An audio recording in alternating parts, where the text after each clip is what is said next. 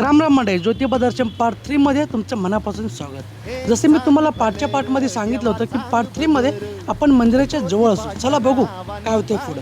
कोल्हापूरच्या जायचं म्हटलं तर कराडवरून जावं लागतं, पण कराडला जाताना एक वेगळीच भावना मनात येते, कारण अगदी गावाला आल्यासारखं वाटतं। मनात विचार आला की अजून 15-20 किलोमीटर पुढे जाऊया म्हणजे आपलं घर लागेल, पण काय करणार मंडळी, आपलं अंतर फक्त ज्योतिबा दर्शनाचं आहे ना। आता सकाळ झाली होती आणि अर्णवने मला सांगितले, मामा मला राऊंड द्या। मग काय, बाचेला राऊंड दिला आणि मामा एकदम मजेत बघत बसला होता। तेवढ्यात अर्णव मला सांगायला लागला की मामा CNG संपलाय।